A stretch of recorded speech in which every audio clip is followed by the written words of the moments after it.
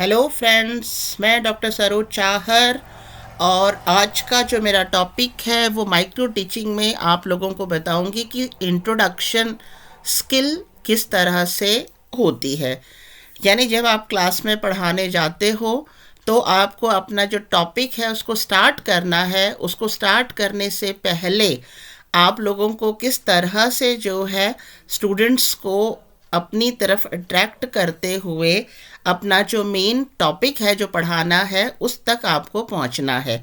तो वो जो पूरी जो प्रक्रिया है उस दौरान की, उस प्रक्रिया में को किस तरह से आपको डेवलप करना है, ये आपके अंतर्गत आता है इंट्रोडक्शन स्किल में, यानी कि प्रस्तावना कौशल के अंतर्गत आपको आता है। ठीक है, तो प्रस्तावना कौशल का जो ये टॉपिक है इसमें मैं आपको प्रस्तावना कौशल की डेफिनेशन, देन कंपोनेंट्स यानी घटक क्या है, क्या क्या घटक देखे जाते हैं प्रस्तावना कौशल के टाइम पर, और क्या एक्सपेक्ट किया जाता है आपसे कि उस टाइम पर आप कैसा बिहेवियर करें और आप कैसा बिहेवियर ना करें। ठीक है, इसी तरह से इंट्रोडक्शन के टाइम पर यानी अपने टॉपिक तक पहुंचने के दौरान आपको कौन कौन सी एक्टिविटीज़ करनी है जो आपकी प्रस्तावना कौशल में आएंगी, इंट्रोडक्शन स्किल में आएंगी वो activities. Then lesson plan of introduction skill, यानी आपको अपनी जो डायरी है उस डायरी के अंदर इंट्रोडक्शन स्किल का लेसन प्लान किस तरह से बनाना है। माइक्रो टीचिंग की जो डायरी है उसमें आपको जो अपना प्रस्तावना कौशल का जो लेसन प्लान है उसको किस तरह से डेवलप करना है।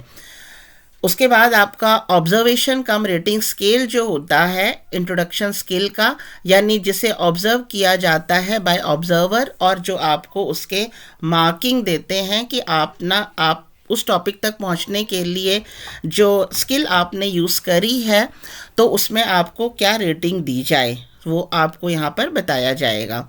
सबसे पहले हम लेते हैं इंट्रोडक्शन स्किल।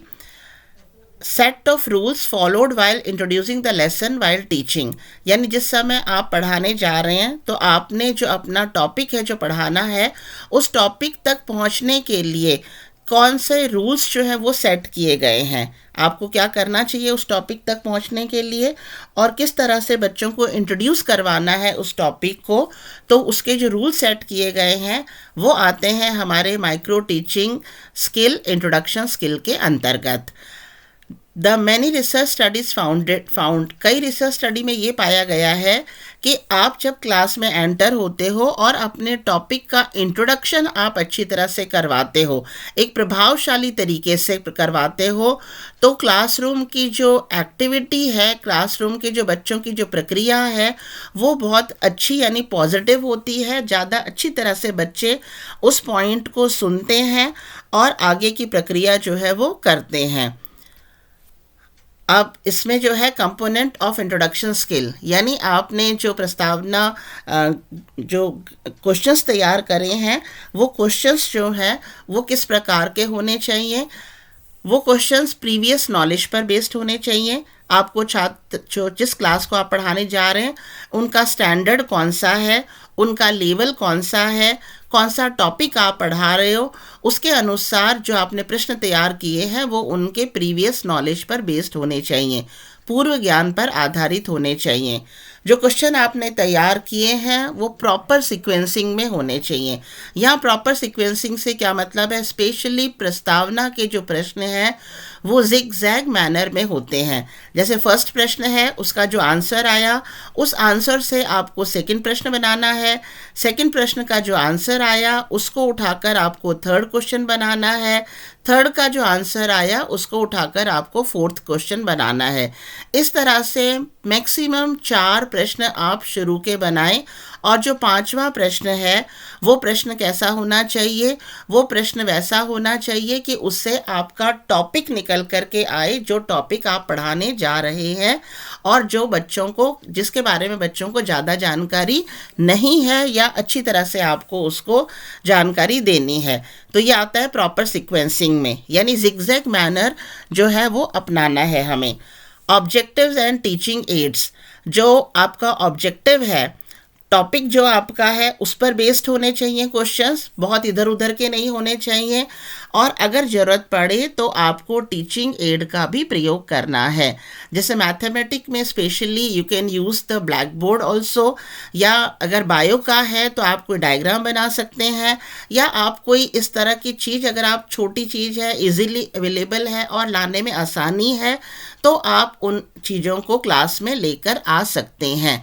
तो उससे क्या होगा, बच्चों का ध्यान ज़्यादा जाएगा उस टीचिंग एड पर और बच्चे इंटरेस्ट लेकर के आपकी बातों को सुनेंगे और टॉपिक को पढ़ेंगे। Relation between content statements and objectives, जो आपका जो स्टेटमेंट है और जो आपका ऑब्जेक्टिव आपका है टॉपिक तक जो पहुंचना है, उनमें आपस में रिलेशन होना चाहिए, तारतम्यता होनी चाहिए, एक रिलेशन होना चाहिए। ड्यूरेशन ऑफ इंट्रोडक्शन यानी टॉपिक तक पहुंचने के लिए ऐसा नहीं है कि आप 15 मिनट लगा दो, आप 5 या 6 मिनट आपको दिए जाते हैं। उस 5 या 6 मिनट में क्लास में एंटर होने के बाद में आपको जो है उस अपने टॉपिक तक पहुंचना है इंटरेस्टिंग तरीके से, प्रॉपर सीक्वेंस से। तो ये duration of introduction. The capacity of creating interest and motivation, और ये भी देखा जाता है कि आपकी जो बॉडी लैंग्वेज है, आपका जो बोलने का टोन है, आपका जो टीचिंग एड आप काम में ले रहे हो, आपने जो क्वेश्चंस प्रिपेयर करे हैं, तो किस तरह से आप बच्चों के साथ में संबोधित करते हुए, बच्चों को साथ में इन्वॉल्व करते हुए क्लास के माहौल को इंटरेस्टिंग बनाते हो और बच्चों को मोटिवेट करते हो और अपने टॉपिक तक पहुंचते हो। तो ये सारा आता है आपके इंट्रोडक्शन स्किल के अंतर्गत। अब एक्सपेक्टेड बिहेवियर क्या है, जैसा भी मैंने बताया, जो क्वेश्चंस आपने तैयार किए हैं वो टॉपिक के अनुसार और बच्चों के अनुसार उनके पूर्व ज्ञान पर आधारित होने चाहिए। दूसरा क्या है, अगर ज़रूरत पड़े तो आपको प्रॉपर डिवाइसेस और टीचिंग एड को यूज़ करना है, उससे क्लास का माहौल एक ज़्यादा अट्रैक्टिव होगा, इंटरेस्टिंग होगा। क्या नहीं करना है, लेक ऑफ कंटिन्यूटी, ये नहीं है कि टॉपिक कुछ और ही पढ़ाना है, उसके क्वेश्चंस आपने कोई और ही प्रिपेयर कर रखे हैं, या कोई उनसे कोई डायरेक्ट मतलब रिलेशन नहीं है, ठीक है। तो कंटिन्यूटी का को लेक नहीं करना है, ब्रेक नहीं करना है। रिलेवेंट स्टेटमेंट्स या क्वेश्चंस, ऐसे स्टेटमेंट या ऐसे क्वेश्चंस आपको नहीं पूछने हैं जो आपके टॉपिक से संबंधित नहीं है, दूर दूर तक उसका कोई लेना देना ही नहीं है।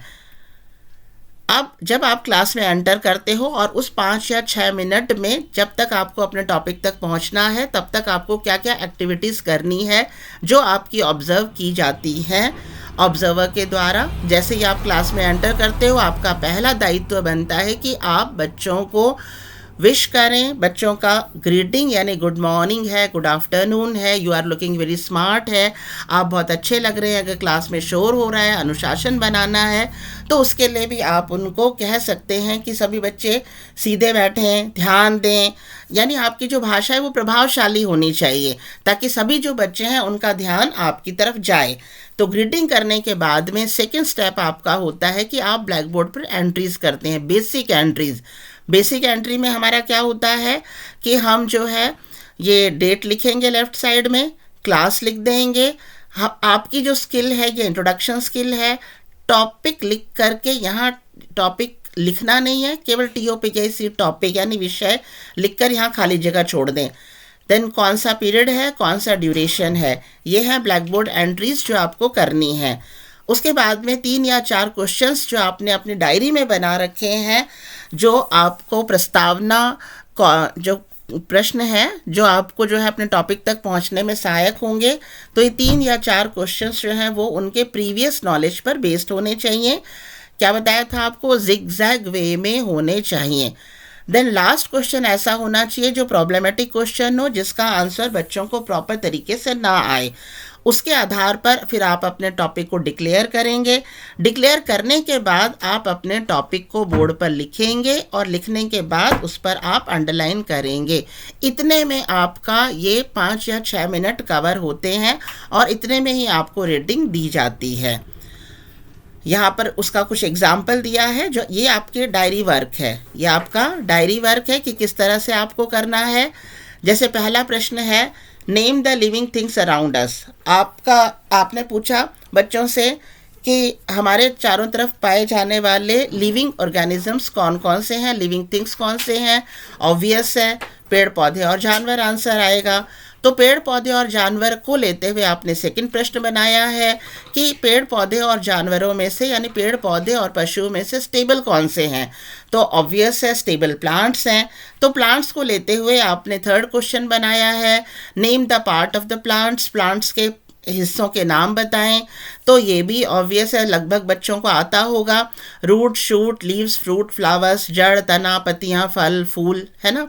तो इसके आधार पर फिर आपने ये प्रश्न बनाया कि इन हिस्सों में से भूमि के नीचे पाया जाने वाला हिस्सा कौन सा है।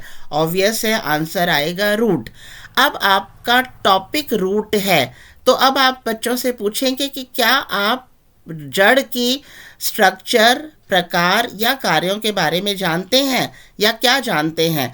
तो प्रॉपर आंसर नहीं आएगा, तो आपको फिर प्रॉपर सेंटेंस बताना है कि आज हम अपनी कक्षा में जड़ की संरचना, जड़ के कार्य और जड़ की प्रकारों के बारे में अध्ययन करेंगे। ठीक है, सीधा हमें ये नहीं कह देना है आज हमें जड़ के बारे में पढ़ना है। हम प्रॉपर सेंटेंस बनाते हुए पूरा सेंटेंस बोलने के बाद हम अपना टॉपिक लिखेंगे। टॉपिक लिखकर अब हम उसे अंडरलाइन करेंगे, यानी अंडरलाइन करना नहीं भूलना है। और क्वेश्चन जो हमने तैयार किए हैं प्रस्तावना क्वेश्चन, मैक्सिमम 5 प्रश्न हैं। यहाँ आप 3 प्रश्न से भी काम चला सकते हो या 4 प्रश्न से भी काम चला सकते हो, और ये जिगजैग वे में होने चाहिए। ठीक है, ये इसका नियम है। अब हम लेते हैं यहाँ पर कि ये ऑब्जर्वेशन कम रेटिंग स्केल जो आपकी डायरी में होता है, जिसके अनुसार जो है आपने जो क्लास में 5 या 6 मिनट का टाइम लगाया है, कहाँ से लेकर के ग्रीटिंग से लेकर के ब्लैक बोर्ड एंट्री, 3-4 जो क्वेश्चंस पूछे हैं प्रस्तावना प्रश्न वाले, उसका सीक्वेंस क्या है, देन प्रॉब्लमेटिक क्वेश्चन जो बनाया है उसकी ग्रामेटिकल या सीक्वेंस का ध्यान रखा है, declaration of the topic declare करने के बाद में आपने ब्लैक बोर्ड पर जिस तरीके से उसको लिखा, उसको अंडरलाइन किया, क्लास के अंदर अनुशासन बना रहा, बच्चों ने आपकी तरफ ध्यान से सुना और ध्यान से सुन करके वो एक्टिव है, जो कुछ आप बता रहे हैं आपने उनका ध्यान अपनी तरफ कर रखा है। ठीक है, तो इसके आधार पर आपको दी जाती है रेटिंग। तो ये रेटिंग देने का काम आपके ऑब्जर्वर का है, और अगर उसमें सजेशंस होते हैं तो आपको उन सजेशंस को फॉलो करना है, और दूसरा अगर आप टॉपिक तैयार करते हैं तो उन सजेशंस को उसमें जो है उन सजेशंस को मानते हुए उस लेसन में आपको अपना इम्प्रूवमेंट करना है। That's all about the topic. Thank you.